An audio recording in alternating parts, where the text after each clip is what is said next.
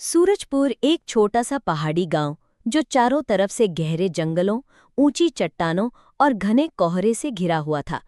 यहाँ की वादियां जितनी खूबसूरत थीं, उतनी ही रहस्यमयी भी। गांव के बीचों बीच एक सदियों पुराना मंदिर था, भगवान भैरव का मंदिर। ये मंदिर सूरजपुर की आत्मा था, लेकिन मंदिर से ज्यादा प्रसिद्ध था उसका रक्षक मंगलू चाचा। मंगलू चाचा अब 70 के पार थे। एक पतली सी झुकी कमर, लंबी सफेद दाढ़ी और माथे पर गहरी लकीरें, मगर उनकी आंखों में अब भी वो चमक थी जो किसी नौजवान सिपाही में होती है। हर रात वे अपनी पुरानी टॉर्च और एक भारी लकड़ी की छड़ी लेकर मंदिर के चारों तरफ गश्त करते थे। गांव वाले उन्हें बहुत मानते थे, लेकिन वे कभी खुलकर बात नहीं करते थे उस एक बात के बारे में जिसे सब जानते थे, मगर कोई मुंह से नहीं कहता। जंगल का डर। सूरजपुर के मंदिर के पीछे जो जंगल था, उसे गांव वाले भूली वन कहते थे। कहा जाता था कि वहां अजीब सी आवाजें आती हैं, बच्चों की हंसी, औरतों की सिसकियां, पेड़ों के बीच किसी के भागने की आहट। कई बार गांव के लोग रात में सपनों में किसी को बुलाते हुए सुनते, राधा राधा बचा लो मुझे। 20 साल पहले मंगलू चाचा की बेटी राधा भूली वन में लकड़ी लेने गई थी। वो लौटकर कभी नहीं आई। बहुत खोजबीन हुई, जंगल छाना गया, मंदिर में कई बार पूजा हुई, लेकिन राधा का कोई सुराग नहीं मिला।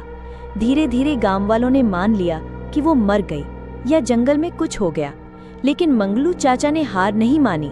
वो मानते थे कि उनकी राधा जिंदा है या फिर उस जंगल में किसी और रूप में कैद है।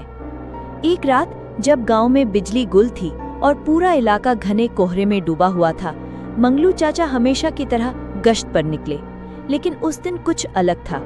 मंदिर की घंटियां बिना हवा के हिल रही थी, कुत्ते चुपचाप एक कोने में डुबके हुए थे, और दूर जंगल से आई एक सर्द हवा ने ऐसा एहसास दिया जैसे कोई पुरानी आत्मा जाग गई हो। मंगलू चाचा को एक आवाज सुनाई दी, बिल्कुल उनकी बेटी की, बाबा बाबा मुझे ले चलो।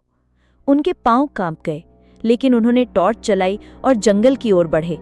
रास्ते में कीचड़ था, कांटेदार झाड़ियां थीं और हर तरफ अजीब सी सरसराहट, पर मंगलू चाचा रुके नहीं। जंगल के बीचों बीच एक विशाल बरगद का पेड़ था। कहते हैं वो पेड़ बहुत पुराना था और कई लोगों ने उसमें चेहरे बनते बिगड़ते देखे थे। उसी के पास उन्हें हल्की सी चमक दिखी।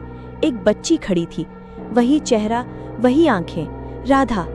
मंगलू चाचा ने चिल्लाकर पुकारा, राधा बेटा। बच्ची मुस्कुराई, लेकिन उसकी मुस्कान में इंसानियत नहीं, कुछ और था। एक पल में वो हंसी एक डरावनी चिल्लाहट में बदल गई। उसकी आंखें लाल हो गईं और पेड़ के पीछे से कई काली परछाइयां निकली। मंगलू चाचा ने छड़ी थामी, लेकिन वो अकेले थे। वो दौड़े, पर बरगद के पेड़ की जड़ें जैसे जमीन से निकलकर उनके पांव जकड़ने लगी।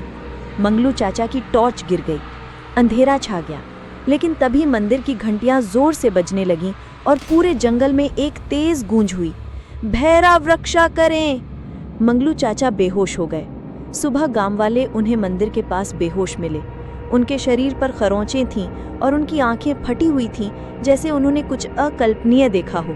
होश में आने पर उन्होंने सिर्फ इतना कहा, राधा वो अब इंसान नहीं रही, पर मैं उसे छोड़ नहीं सकता।